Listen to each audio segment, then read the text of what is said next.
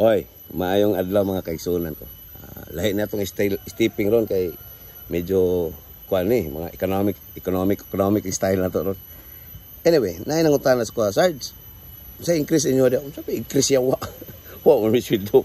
Anak ko matrabante ba ko. Oh, kamo sa mga increase dia. Siya. Naasa pero murag alaw man. Mo na karon. Ay Ginoo ko. Mga kaigsunan, sa wa masayod diri sa Pilipinas, sa atong nasod, ang modetermina sa pag-increase sa sweldo mo na ang ginatawag natong RTWPB kon Regional Tripartite Wages and Productivity Board. Line agency kini sa Department of Labor and Employment. Sila ang modetermina. Matag riyon lain-lain na. I don't know anong lain-lahi, murag ilang pagtanaw siguro lain-lahi ang kinahanglan sa trabahante matag riyon mo nang na Regional Wage Board.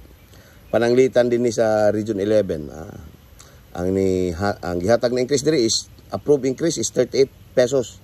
38 pesos. Pero wala na gihatag ka isa. Kaduha na gihatag 19. Ani agi permerong trans gihatag atong March ug ang ikaduhang trans pohon gihatag September pa. So 19. Ada tanawa. Og sa 38 pesos guys, kung 38 pesos ang gihatag sa mo, so Ginoo ko. Mura lag ang trabahante hatagan siya og increase nga digay kapalit og 1 kilong bugas, media kilong bugas na mapalit ana. O sa 19 pesos awa samot. Gidungagan na kag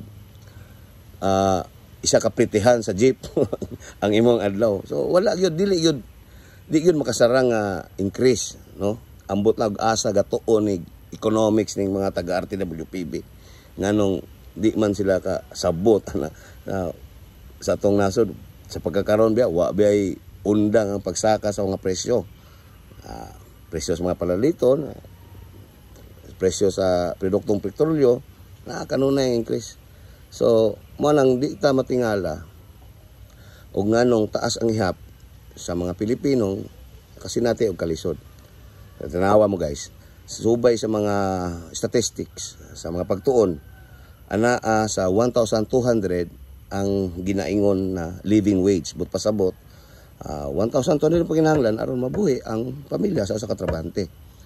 O nya karon itandi nimo na sa minimum wage na dawat sa atong mga trabahante karon. Pananglitan di sa Region 11 na alang sa 462. Oh, dako kay gintang living wage ug ang minimum wage. So, but pasabot asa pamangitaon ka sa trabahante ng kuwang na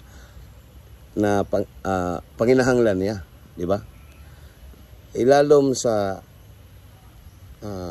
administrasyon ni Bongbong Marcos, wag yun nakahatag ni og substansyal nga increase sa mga trabahante. But pasabot, the more na naglisod ang mga trabahante ng Pilipino tungod sa I don't know nga ma-increase pa ba tawag ana o limos. Diba? So, kato guys, kinahanglan to na masabtan ang living wage o ang minimum wage, dako kay gintang na unsa day mo. Mao nang makuyawan tani kasi madungagan na po ang mga tambay sa Pilipinas, kabuang tagpastar ani nila.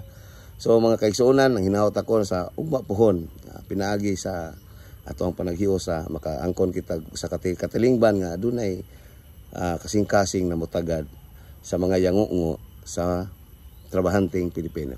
All right?